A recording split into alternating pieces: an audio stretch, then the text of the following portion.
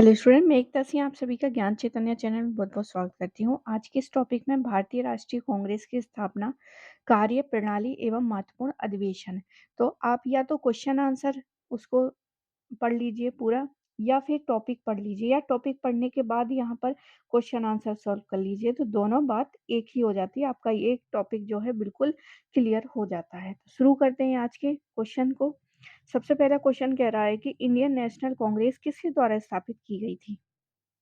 तो आप सभी को पता होगा, एओ ह्यूम द्वारा। ब्रिटिश असैनिक सेवक एलन एक्टोविलियन ह्यूम ने 1884 में भारतीय राष्ट्रीय संघ की स्थापना की, जिसका प्रथम अधिवेशन 28 दिसंबर 1885 को बम्बई स्थित गोकुलदास तेजपाल संस्कृत विद्यालय में आयोजित किया गया। इसी सम्मेलन में दादाभाई नारोजी के सुझाव पर भारतीय राष्ट्रीय संघ का नाम बदलकर भारतीय राष्ट्रीय कांग्रेस रख दिया गया। भारतीय राष्ट्रीय कांग्रेस का महासचिव जो हैं एलन एक्टोविलियन ह्यूम को बनाया गया तथा प्रथम अध्यक्ष जो है ब्रह्मेश चंद्र चटर्जी थे। आगे देखते हैं भारतीय राष्ट्रीय कांग्रेस का 1885 में महासचिव कौन था? तो अभी महासचिव एओ ह्यूम ही थे। आगे निम्नलिखित में से कौन राष्ट्रीय कांग्रेस का प्रथम अध्यक्ष अध्यक्ष हो जाएंगे? डब्ल्यू.सी. बनर्जी। आगे देखते हैं भारतीय राष्ट्रीय कांग्रेस का नामकरण किसने किया था? दादाभाई नारोजी ने। आगे देखते हैं आगे क्या है। दिसंबर 1885 में इंडियन नेशनल कांग्रेस का सर्वप्रथम अधिवेशन कहाँ पे हुआ था? तो मुंबई में तेजपाल गोकुलदास तेजपाल संस्कृत कॉलेज के परिसर में आयोजित किया गया था 1885 में। कांग्रेस के अधिवेशन में कुल 72 प्रतिनिधि सम्मिलित हुए थे। तो एग्जाम में कभी 72 पूछता है, कभी बम्बई में स्थित तेजपाल जो है कॉलेज पूछता है, यूजीसी नेट, ऐसे क्वेश्चन पूछा गया है। तो कांग्रेस की स्थापना भारतीय राष्ट्रीय संघ के नाम पे हुई थी। तो यहाँ से भी क्वेश्चन है कि भारतीय राष्ट्रीय कांग्रेस की स्थापना जो है किस नाम से की गई थी? तो भारतीय राष्ट्रीय संघ के। फिर दादा भाई नारोजी आते हैं और उन्होंने इंडियन नेशनल कांग्रेस कर दिया। आगे देखते हैं भारतीय राष्ट्रीय कांग्रेस की स्थापना किस गवर्नर जनरल के हुए थे? तो डफरिन के समय में हुई थी। डफरिन के समय में हुई थी। तो आंसर हमारा डफरिन सही हो जाएगा। सी ऑप्शन यहाँ पर सही है। आगे देखते हैं किसने कांग्रेस को सूक्ष्म दर्शित अल्पसंख्यक जनता का प्रतिनिधित्व बताते हुए उसका मजाक उड़ाया है? तो कोई भी संस्था बनती है तो कुछ लोग होते हैं जो उसके विरोधी होते हैं, जो नहीं चाहते कि ये संस्था बने। तो उसी तरह से यहाँ पर भी उसका मजाक उड़ाया गया। तो ये लॉर्ड डफरिन के द्वारा ही जो है ऐसा कहा गया था। आगे देखते हैं भारतीय राष्ट्रीय कांग्रेस का सर्वप्रथम मुस्लिम अध्यक्ष कौन थे? तो यहाँ पे बदरुद्दीन तैयबजी हो जाएंगे। भारतीय राष्ट्रीय कांग्रेस के 1887 में मद्रास यानी कि चेन्नई, मतलब तीसरा, सबसे पहला जो है बम्बई में, कलकत्ता में, और फिर जो है 87 में यानी कि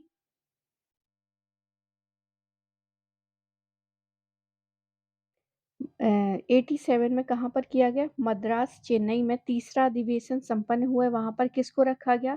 अध्यक्ष बदरुद्दीन तैयबजी ने। इस अधिवेशन में 607 प्रतिनिधियों ने हिस्सा लिया था। तो 607 भी याद रखना है कि यहाँ पर 607 प्रतिनिधियों ने हिस्सा लिया था। ये पहला सम्मेलन था जिसके कार्य के संचालन का भार प्रतिनिधियों की एक कमेटी के हाथों में सौंप दिया गया। यह आगे चलकर विषय निर्धारित समिति कहलाई गई। कांग्रेस का यह पहला अवसर था जब आम जनता ने कांग्रेस में सम्मिलित होने की अपील की गई तथा सरकारी अधिकारियों की आलोचना की गई। आगे देखते हैं भारतीय राष्ट्रीय कांग्रेस का प्रथम निर्वाचित यूरोपीय अध्यक्ष कौन था? तो जॉर्ज यूल हो जाएंगे। जॉर्ज यूल जो इलाहाबाद में 88 में जो अधिवेशन हुआ था उसके अध्यक्ष जॉर्ज यूल थे। आगे देखते हैं भारतीय राष्ट्रीय कांग्रेस के प्रति ब्रिटिश सरकार का रुख कांग्रेस के किस अधिवेशन से सख्त होने लग गया? तो आंसर इलाहाबाद वाले से। कांग्रेस का चतुर्थ अधिवेशन जो है 88 में इलाहाबाद में हुआ। इस अधिवेशन के दौरान डफरिन ने कांग्रेस की कटु आलोचना की और आदेश जारी किया कि कोई सरकारी व्यक्ति किसी राजनीतिक संगठन के लिए धन इकट्ठा नहीं करेगा। इससे उसने कांग्रेस का यह कहकर मजाक उड़ाया है कि सूक्ष्मदर्शी अल्पसंख्यकों की प्रवक्ता है। उन्होंने कांग्रेस पर ब्रिटिश अधिकारियों के विरुद्ध विदेश विदेश फैलाने का दोषारोपण किया है। कलकत्ता अधिवेशन की अध्यक्षता दादा भाई नौरोजी ने की थी। बनारस अधिवेशन की अध्यक्षता गोपाल कृष्ण गोखले ने की थी। लाहौर अधिवेशन की अध्यक्षता मदन मोहन मालवीय जी ने की थी। आगे देखते हैं भारतीय राष्ट्रीय कांग्रेस के अधिवेशन में वंदे मातरम का गान कब किया गया था? तो आंसर हमारा हो जाएगा 1896। बी ऑप्शन सही है। इसमें भारतीय कांग्रेस का वार्षिक अधिवेशन कलकत्ता में आयोजित किया गया, जिसकी अध्यक्षता रहीमतुल्ला सयानी ने किया था। इसी अधिवेशन में बंकिम चंद्र चटर्जी द्वारा गीत वंदे मातरम का सर्वप्रथम गान किया गया। अरविंद घोष ने वंदे मातरम का अंग्रेजी में तथा आरिफ मोहम्मद खान ने उर्दू में अनुवाद किया था। आगे देखते हैं भारतीय राष्ट्रीय कांग्रेस के निम्नलिखित अधिवेशन में से किस अधिवेशन में बाल गंगाधर तिलक ने कहा था हमारा स्वराज हमारा जन्मसिद्ध अधिकार है, इसे मैं लेकर रहूंगा। तो आंसर हमारा क्या हो जाएगा यहाँ पर? लखनऊ अधिवेशन 1916। लखनऊ अधिवेशन। कांग्रेस के लखनऊ अधिवेशन का ऐतिहासिक महत्व इस बात से है कि इसमें कांग्रेस के नरमपंथियों एवं गर्मपंथी दलों का सम्मेलन हुआ था। मुस्लिम लीग एवं कांग्रेस में समझौता हुआ। बाल गंगाधर तिलक भी इस सम्मेलन में सम्मिलित हुए थे। इस सम्मेलन में तिलक ने कहा था कि स्वराज हमारा जन्मसिद्ध अधिकार है, उसे मैं लेकर रहूंगा। अगला क्वेश्चन है निम्नलिखित में से कौन सही सुमेलित नहीं है? तो इलाहाबाद वाला 88 ये तो सही है। कलकत्ता वाला 90 में हुआ था कलकत्ता में। डी ऑप्शन सही नहीं है, बम्बई वाला।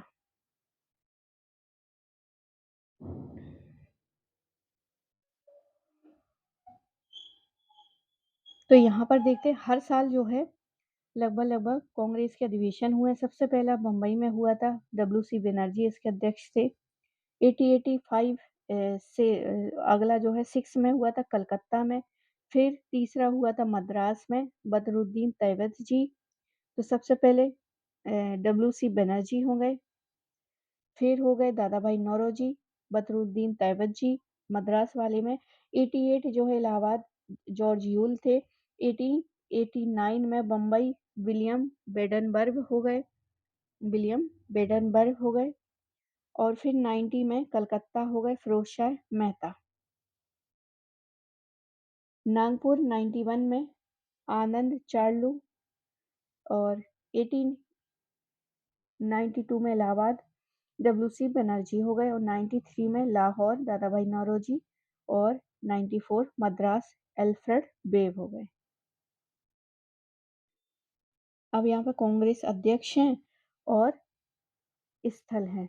तो सरोजनी नायडू का ये कानपुर वाले से हो जाएगा। सुभाष चंद्र बोस का हरिपुरा वाले से हो जाएगा। बाकी आगे देखते हैं, दो और एक, एक और दो लास्ट से जो है मिलना चाहिए। सी ऑप्शन यहाँ पर जो है सही हो जाएगा। डॉक्टर एम एन अंसारी जो है मद्रास के थे। पुरुषोत्तम दास टंडन नासिक। अगला क्वेश्चन देखते हैं।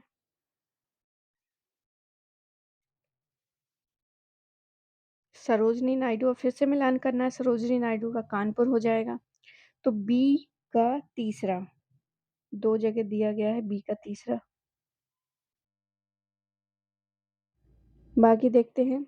अबुल कलाम आजाद का हो जाएगा रामगढ़। तो हमारा डी ऑप्शन सही हो जाएगा। और मोतीलाल नेहरू का हो जाएगा अमृतसर 1919। सरोजनी नायडू डॉक्टर राजेंद्र प्रसाद का हो जाएगा बम्बई 1934 में। आगे देखते हैं भारत में किस वर्ष से राष्ट्रीय आंदोलन में जन संगठन आंदोलन का रूप लिया था? 1885। 1885 में भारतीय राष्ट्रीय कांग्रेस की स्थापना तो हुई, किंतु उस समय कांग्रेस अभिजात वर्ग के नियंत्रण में थी, जिसकी पहुंच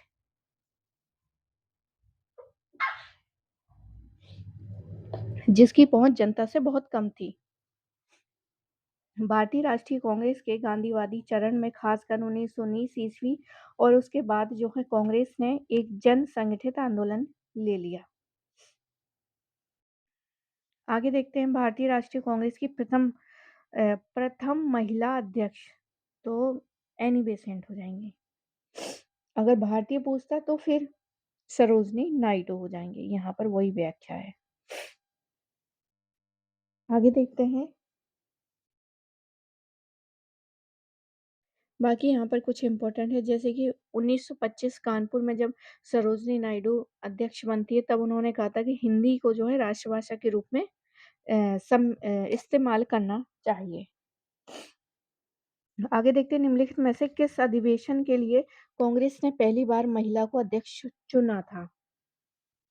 तो आंसर हमारा क्या हो जाएगा? कलकत्ता अधिवेशन 1917। ये वही वाला है जहां पर एनी बेसेंट ने क्या किया था? एनी बेसेंट ने अध्यक्ष चुनी गई थी। तो आंसर हमारा ए हो जाएगा, कलकत्ता अधिवेशन। अगला क्वेश्चन देखते हैं, इंडियन नेशनल कांग्रेस की प्रथम भारतीय पूछा है, तो फिर सरोजनी नायडू हो जाएगा। ये बहुत इजी क्वेश्चन है। यूजीसी नेट ने कम से कम 4 से 5 बार क्वेश्चन ये रिपीट किया है। 1 अक्टूबर 1847 में इंग्लैंड में जन्मी एनी बेसेंट को 1917 ईस्वी में कलकत्ता कांग्रेस के कलकत्ता डिवीजन में प्रथम महिला कांग्रेस अध्यक्ष होने का गौरव प्राप्त हुआ। उन्होंने 1898 में बनारस में सेंट्रल हिंदू कॉलेज की स्थापना की थी। 1889 में बनारस में सेंट्रल हिंदू कॉलेज की स्थापना की थी। भारत में ये थियोसॉफिकल सोसाइटी से गहन रूप से जुड़ी रहीं तथा उन्होंने न्यू इंडिया और कॉमनवील नामक समाचार पत्र भी निकाला था। जबकि कांग्रेस की प्रथम महिला भारतीय महिला अध्यक्ष सरोजनी नायडू थी, जिन्होंने दिसंबर 1925 में कानपुर में हुए कांग्रेस के 40वें अधिवेशन की अध्यक्षता की थी। आगे देखते हैं, निम्नलिखित में से कौन भारतीय राष्ट्रीय कांग्रेस के संस्थापक सदस्यों में से नहीं है? तो सुरेंद्र नाथ बनर्जी यहाँ पर हो जाएगा। आगे देखते हैं, यहाँ पर बहुत सारे क्वेश्चन है, कम से कम 47 जो हैं यहाँ पर दिए गए हैं। आगे देखते हैं, यहाँ पर अगला क्वेश्चन, निम्नलिखित में से कौन कांग्रेस के स्थापना अधिवेशन में उपस्थित नहीं थे? तो यहाँ पर सुरेंद्र नाथ बनर्जी ही हो जाएंगे। क्यों नहीं हुए थे? क्योंकि उसी समय जो है 1883 में इंडियन एसोसिएशन ने अखिल भारतीय राष्ट्रीय सम्मेलन का आयोजित किया गया था और इसी वजह से वो उसमें सम्मिलित नहीं हो पाए थे। आगे देखते हैं, निम्नलिखित में से कौन लगातार 6 वर्षों तक भारतीय राष्ट्रीय कांग्रेस के प्रेसिडेंट रहे हैं? तो आंसर हो जाएगा हमारा अबुल कलाम आजाद। तो 6 वर्षों तक रहे हैं कौन? अबुल कलाम आजाद। 1940 से 45 लगातार 6 वर्षों तक अबुल कलाम आजाद भारतीय राष्ट्रीय कांग्रेस के अध्यक्ष रहे हैं। दादा भाई नौरोजी 1886, 1893 और 1906 में अध्यक्ष रहे हैं, जबकि गोपाल कृष्ण गोखले 1905 में अध्यक्ष रहे हैं। जवाहरलाल नेहरू 29, 30, फिर 36 में, फिर 37 में, फिर 51 में, 52 में, 53 में और 54 में भी रहे हैं।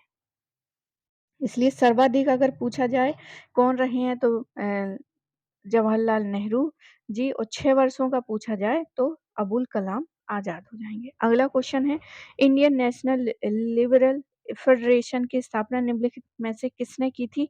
तो आंसर सुरेंद्र नाथ बनर्जी ने। सुरेंद्र नाथ बनर्जी अंग्रेजों के शासनकाल के शुरुआती भारतीय राजनीतिक नेताओं में से एक थे। उन्होंने इंडियन नेशनल एसोसिएशन की स्थापना की थी। सुरेंद्र नाथ ने कांग्रेस के विपरीत मॉन्टेग्यू चेम्सफोर्ड सुधारों का स्वागत किया था और कई उदारवादी नेताओं के साथ उन्होंने कांग्रेस छोड़ दी थी। 1919 में इंडियन नेशनल लिबरेशन फेडरेशन के नाम से एक संगठन की स्थापना की। वह भारतीय राष्ट्रीय कांग्रेस के आरंभिक सदस्यों में से एक थे। अगला क्वेश्चन है, भारतीय राष्ट्रीय कांग्रेस के किस अधिवेशन में मौलिक अधिकारों का संकल्प पारित किया गया था? तो आंसर हमारा क्या हो जाएगा? ए ऑप्शन सही हो जाएगा। कराची अधिवेशन 1931। भारतीय राष्ट्रीय कांग्रेस के कराची अधिवेशन में कांग्रेस ने 2 प्रस्तावों का संकल्प पारित किया, जिसमें पहला मौलिक अधिकार था, दूसरा राष्ट्रीय आर्थिक कार्यक्रम। तो 2 थे कराची में, मौलिक कर्तव्यों मौलिक अधिकार और राष्ट्रीय आर्थिक कार्यक्रम। और कराची वाले में कौन था? तो सरदार वल्लभ भाई पटेल। आगे देखते हैं। अब यहाँ पर जो है एक तिथि के अनुसार इसको क्रमबद्ध करना है। तो महात्मा गांधी तो 26, सरोजिनी नायडू 1925, फिर उसके बाद ये आएंगे, लेकिन उससे पहले ये आ जाएंगे। तो 4, फिर 3, फिर 1, फिर 2। यहाँ पर होना चाहिए क्या? सबसे पहले नहीं, ये जो है 24 होगा और ये 25 होगा। तो सबसे पहले महात्मा गांधी जी आने चाहिए, फिर उसके बाद श्रीमती सरोजिनी नायडू 1 और 4, 1 और 4, सी ऑप्शन। आंसर देखते हैं इसका, सी ऑप्शन यहाँ पर सही है। तो यहाँ पर वही है सारा, बेलगांव में था, 24 में बेलगांव, 25 में सरोजिनी नायडू थी और एक महिला और बनी थी सबसे पहले, एनी बेसेंट, जो 1917 थी। लाहौर अधिवेशन में सबसे पहले पंडित जवाहरलाल नेहरू जी आए थे, जिन्होंने पूर्ण स्वराज, लाहौर वाले में पूर्ण स्वराज का वो नारा दिया था, घोषणा की थी, सॉरी। और वल्लभ भाई पटेल जो है 1931 के कराची अधिवेशन में शामिल हुए थे। तो अगर यहाँ पर तो पंडित जवाहरलाल नेहरू पहले आ जाएंगे और फिर सबसे लास्ट में वल्लभ भाई पटेल। अगला क्वेश्चन है, भारतीय राष्ट्रीय कांग्रेस के हरिपुरा अधिवेशन, ये भी यूजीसी नेट ने पूछा। हरिपुरा वाले में जो हैं वो बोस जी हो जाएंगे। आगे देखते हैं, अब ये देख लेते हैं थोड़ा हरिपुरा कहाँ पर है। तो 1938 में भारतीय राष्ट्रीय कांग्रेस के हरिपुरा अधिवेशन में सुभाष चंद्र बोस को अध्यक्ष चुना गया। 1939 में भी वे त्रिपुरी यानी मध्य प्रदेश जबलपुर, तो त्रिपुरी कहाँ पर है? मध्य प्रदेश जबलपुर। कांग्रेस अधिवेशन में गांधी जी द्वारा समर्पित जो है उम्मीदवार डॉक्टर पट्टाभी सीतारमैया को पराजित कर दूसरी बार अध्यक्ष चुने गए। महात्मा गांधी और कांग्रेस कार्यकारिणी समिति में मतभेद होने के कारण उन्हें अप्रैल 1939 में भारतीय राष्ट्रीय कांग्रेस की अध्यक्षता से त्यागपत्र दे दिया गया और फॉरवर्ड ब्लॉक की स्थापना उन्होंने कर डाली। आगे देखते हैं और इसके बारे में, क्योंकि यहाँ से भी जो है क्वेश्चन सुभाष चंद्र बोस जी से हमेशा जो है पूछता ही है।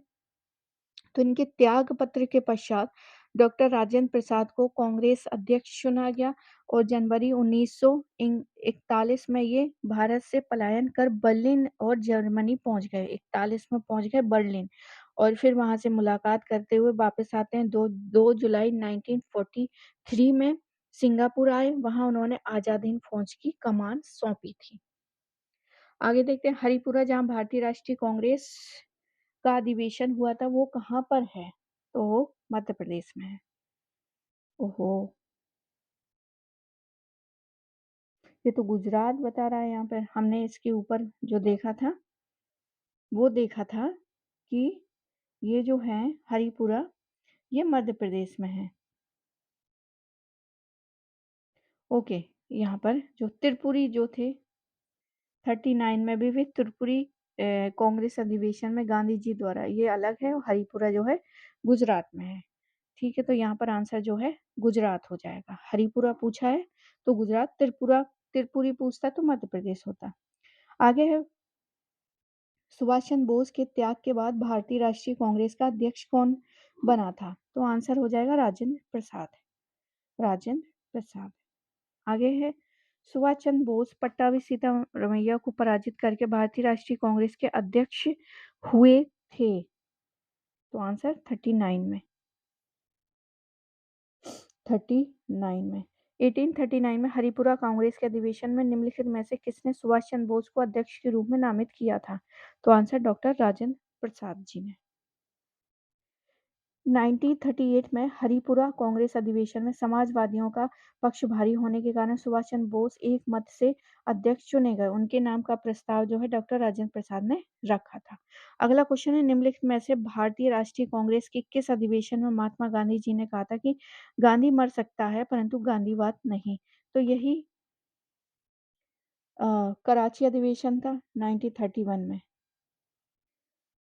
गांधी-इरविन समझौते को मंजूरी देते हुए 29 मार्च 1931 को कराची में कांग्रेस की बैठक हुई। उससे इसने पूर्ण स्वराज की मांग की गई, लेकिन गांधी और इरविन के इस समझौते को भी स्वीकार किया गया, जिसने पुनर्विचार करने का रास्ता खोल दिया गया। कांग्रेस के इस अधिवेशन में गांधी जी ने कहा था कि गांधी मर सकता है परंतु गांधीवाद हमेशा बना रहेगा।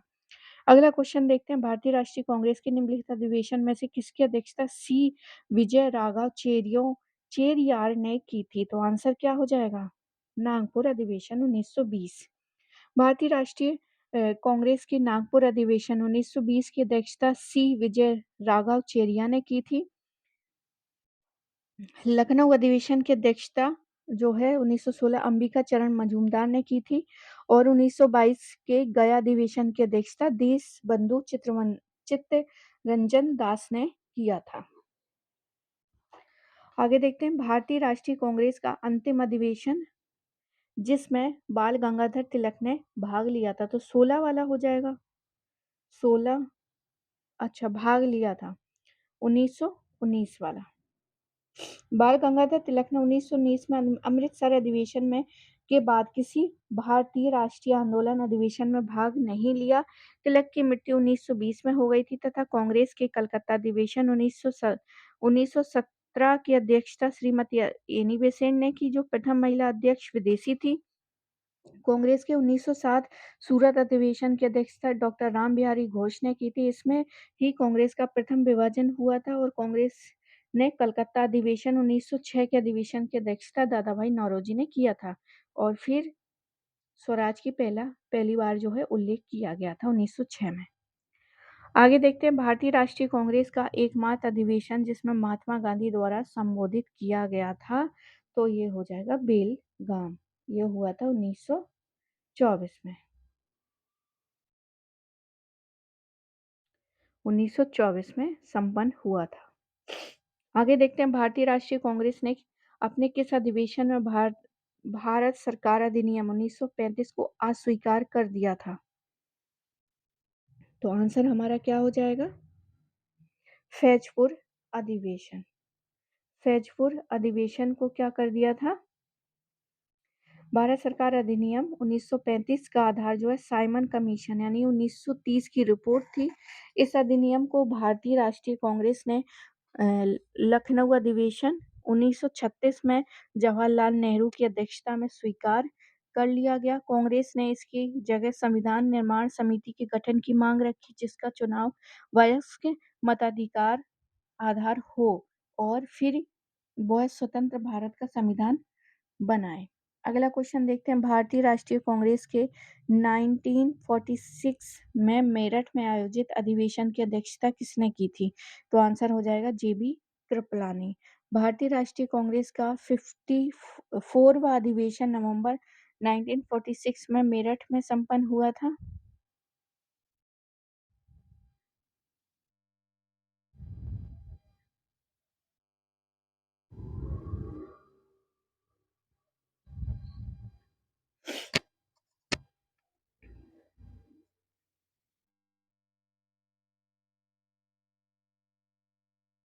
आगे देखते हैं,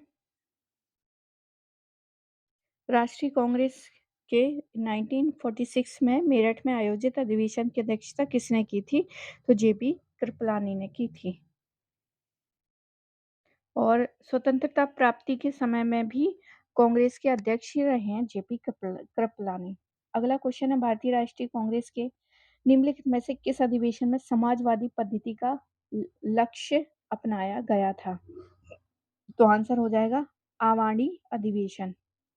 आवाणी अधिवेशन यहाँ पर सही हो जाएगा। 1955 में आवाणी अधिवेशन में भारतीय राष्ट्रीय कांग्रेस ने समाजवादी समाजवादी समाज के आदर्श को स्वीकार किए जाने संबंधी प्रस्ताव को स्वीकृत की और अवाणी प्रस्ताव में घोषित किया। नियोजन इस प्रकार किया जाना चाहिए ताकि समाज को समाज को सामाजिक समाजवादी ढर्रे के अनुरूप जो है स्थापित किया जा सके, जहां उत्पादन के मूलभूत साधन जो है सामाजिक स्वामित्व और नियंत्रण में हो, उत्पादन को क्रमशः बढ़ाया जा सके और राष्ट्रीय संपदा का समानता के आधार पर बंटवारा हो सके। आगे देखते हैं अगला क्वेश्चन। जवाहरलाल नेहरू ने राष्ट्रीय भारतीय राष्ट्रीय कांग्रेस के किस अधिवेशन की अध्यक्षता नहीं की थी? तो आंसर हो जाएगा रामगढ़ अधिवेशन। रामगढ़ अधिवेशन जो है डॉक्टर अबुल कलाम आजाद ने किया था, जबकि लाहौर, लखनऊ और फैजपुर जो है सब में जो है अध्यक्षता की थी इन्होंने। तो यहाँ पर रामगढ़ सही हो जाएगा आंसर। अगला क्वेश्चन देखते हैं। निम्नलिखित भारतीय राष्ट्रीय कांग्रेस के अधिवेशनों में से महात्मा गांधी ने किसमें भाग नहीं लिया था? तो आंसर त्रिपुरी अधिवेशन में। त्रिपुरी अधिवेशन में वामपंथी वर्चस्व के कारण गांधी जी ने भाग नहीं लिया था और अपने प्रतिनिधि के रूप में गोविंद बल्लभ पंत को भेजा था। आगे देखते हैं। मदन मोहन मालवीय भारतीय राष्ट्रीय कांग्रेस के अध्यक्ष कितनी बार चुने गए? तो आंसर हो जाएगा ये 2 बार। बी ऑप्शन यहाँ पर सही है। आगे देखते हैं। निम्नलिखित में से कौन भारतीय राष्ट्रीय कांग्रेस का अध्यक्ष नहीं रहा है? तो अध्यक्ष तो एओ ह्यूम नहीं रहे हैं, बाकी स्थापना का जो श्रेय है वो इनको ही जाता है। महासचिव जरूर रहे हैं ये। आगे देखते हैं अगला क्वेश्चन। निम्नलिखित में से कौन कभी भी भारतीय राष्ट्रीय कांग्रेस का अध्यक्ष नहीं चुने गए हैं? तो बाल गंगाधर तिलक भी नहीं चुने गए। आगे देखते हैं। 1935 में ऑल इंडिया किसान कांग्रेस का प्रथम अधिवेशन कहाँ हुआ था? तो ये लखनऊ में हुआ था। 1936 में ऑल इंडिया किसान आंदोलन का प्रथम अधिवेशन लखनऊ में संपन्न हुआ था। इसमें ऑल इंडिया किसान कांग्रेस का नाम परिवर्तित कर अखिल भारतीय किसान सभा कर दिया गया, जो किसानों के लिए अत्यधिक लाभ सिद्ध हुए। अतः प्रश्नानुसार 1935 में ऑल इंडिया किसान कांग्रेस का प्रथम अधिवेशन न होकर 1936 में ऑल इंडिया किसान कांग्रेस का प्रथम अधिवेशन हुआ था। आगे देखते हैं। 1940 के रामगढ़ कांग्रेस की अध्यक्षता किसने की थी? रामगढ़। तो आंसर हो जाएगा हमारा मौलाना अबुल कलाम आजाद। स्वतंत्र भारत के प्रथम शिक्षा मंत्री थे। स्वतंत्र भारत के प्रथम शिक्षा मंत्री मौलाना अबुल कलाम आजाद का जन्म मक्का में हुआ था। ये भाषाविद, शिक्षाविद तथा क्रांतिकारी पत्रकार थे। हिंदू मुस्लिम एकता के मसीहा अबुल कलाम आजाद की पत्रिका अल हिलाल तथा इसकी प्रमुख रचना जो है इंडिया विंग्स फ्रीडम है। तो कभी पत्रिका भी कई बार पूछा गया है, तो इंडिया विंग्स फ्रीडम थी। भारतीय राष्ट्रीय कांग्रेस के अध्यक्ष के पद पर रहे हैं। आगे देखते हैं। कांग्रेस गिरने के लिए लड़खड़ा रही है और भारत में रहते हुए मेरी एक अभिलाषा महत्वाकांक्षा है कि इसके शांतिपूर्ण जो है अवसान में भी इसकी सहायता करूं। तो आंसर कर्जन हो जाएगा। ए ऑप्शन यहाँ पर सही हो जाएगा। कांग्रेस के प्रति कर्जन की क्या नीति थी? तो कर्जन की जो नीति थी वो थी इसका अस्तित्व ही समाप्त करना था। अगला क्वेश्चन है। भारतीय राष्ट्रीय कांग्रेस के अधिवेशनों के लिए छुट्टियों का मनोरंजन अभिव्यक्ति का प्रयोग किसने किया था? तो लोकमान्य तिलक के था। इनका कहना था कि 1905 में लाला लाजपत राय ने इंग्लैंड से लौटने के बाद कहा था कि अंग्रेजी प्रजातंत्र अपनी ही समस्याओं में इतना उलझा हुआ है कि उसके पास हमारी समस्याओं के लिए कोई समस्या नहीं है। तिलक ने कांग्रेस को चापलूसों का सम्मेलन और इस अधिवेशन को छुट्टियों का मनोरंजन बताया है। तो लाला लाजपत राय ने कांग्रेस सम्मेलनों को शिक्षित भारतीयों का वार्षिक सम्मेलन कहा है। तिलक ने तो यहाँ तक कह दिया कि यदि हम इसी तरह वर्ष में एक बार मेढक की भांति टर टर करते रहेंगे तो हमें कुछ नहीं मिलेगा। तो ये कुछ मोटे कोटेशन है जो कि हमको याद रखनी चाहिए और एग्जाम में अक्सर यहाँ से जो है क्वेश्चन बनते हैं। तो आई होप आपको ये वीडियो पसंद आया होगा, पसंद आया तो प्लीज़ लाइक करें, शेयर करें, सब्सक्राइब करें। मिलते हैं हम अगले वीडियो में। पूरा वीडियो देखने के लिए आप सभी का बहुत-बहुत धन्यवाद।